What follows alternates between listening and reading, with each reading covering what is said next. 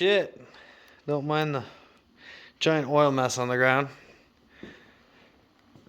Look at that. She fits in there. So as I thought it would, it actually sits lower in the engine bay than the VQ did. Just being naturally how wide it is. Like the heads are actually pretty low underneath the shock towers. So that's pretty sweet. It does eat up the engine bay quite quickly. You know, it's not in there 100% where it should be, but it's relatively close. I got to put the Collins adapter on. It's about a 3/4 inch plate. You can see the gap I have there. You can tell the engine's not sitting. It's not sitting perfectly true, but yeah, it's going to fit, I think, not horrible. Another issue I'm going to have is obviously these brake lines here. So I'll probably have to do a bit of both. I'll probably have to reroute these lines and kind of come up behind the engine with them, or cut that tab off, which I'll probably do both. Run the lines kind of up, back, around the head and in. So that's another thing I'll have to address. But yeah. So basically got to get the Collins adapter on there so I can actually bolt it to the transmission where it should be. And then once it's actually one solid piece, I can make the engine mounts. But you know, part of the issue here is obviously this. So I'm gonna have to probably take them brake lines off before I do anything really to get this to mate up. Then I'll put the Collins adapter on, and then yeah, making some headers is gonna be a freaking nightmare for sure. Making the engine mounts shouldn't be horrible, but those headers are gonna be tight. Whew. Anyway, that's an issue for another day. Cool. All right. Well, out comes the VK. Cool to see it in the engine bay though. You know, there's jacks and stands and crap all over, but it is cool to just see it in the engine bay. So that's her. Alrighty, so it's a new day. Come out to the shop.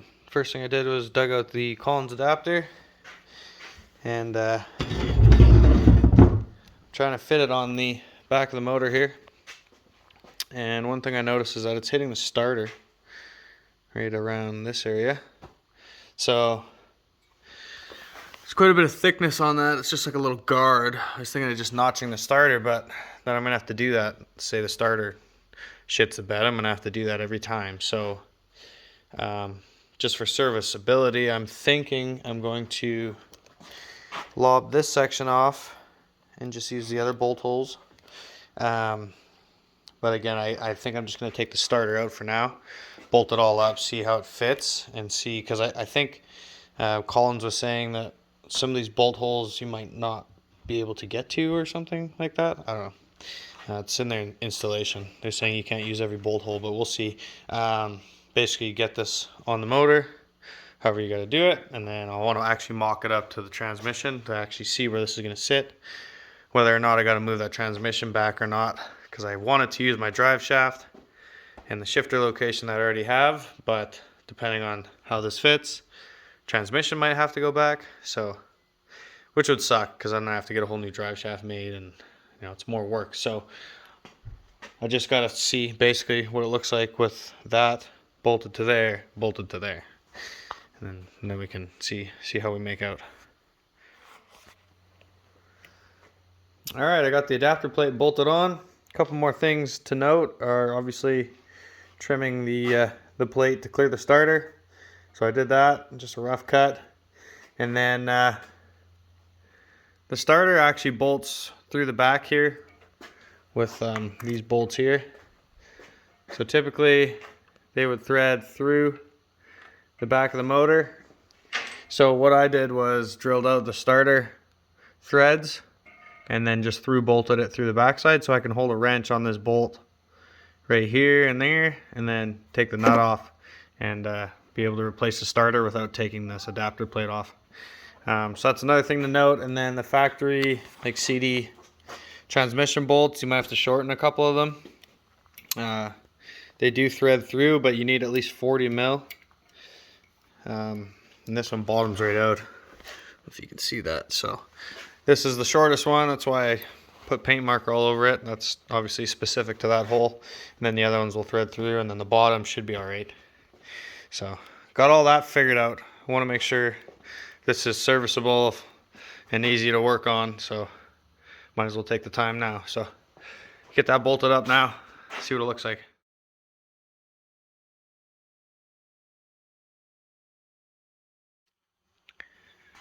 Well, shit. It's in there. So, where do I even start? I got the adapter plate on and went to go bolt it up, and the starter was hitting the transmission. So don't mind my nasty cut there, but I had to make a relief cut in the transmission for the starter to clear. So then I had the actual engine bolted to the transmission, and that's when I figured that I need to move it back more. So I moved it probably 2 inches more back.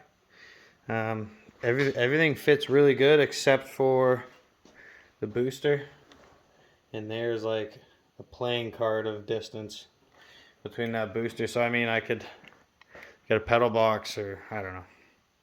That's not a huge concern at this moment, but so yeah, I moved the engine and transmission back 2 inches, meaning I had to notch out part of the tunnel for my shifter to go back more. So that's kind of where it sits, which is again about 2 inches back where it should be, and it functions good, but I don't know if I'm going to be comfortable with that, so I might have to customize the shifter a bit. And then I was able to use the transmission mount that I have just by reorientating the bolts and the shim. I have a little shim that kind of goes through it. Yeah, it's a real pain in the ass actually.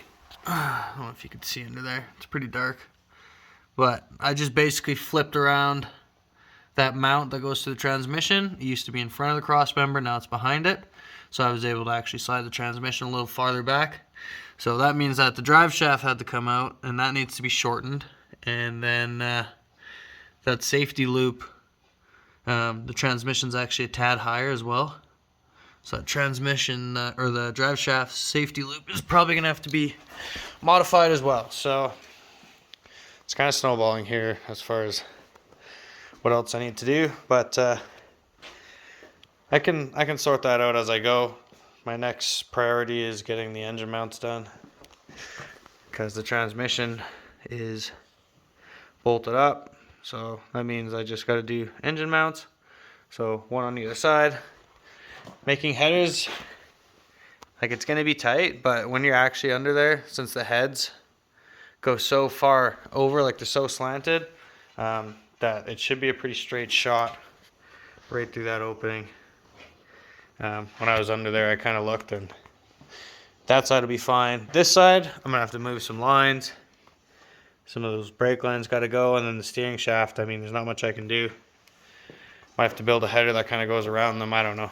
I got to figure that out. So engine mounts, and then start on the headers. So it's actually in there, though, making progress. It's just sitting on a 2x4, or a 1x1, I should say. It's just like that, square.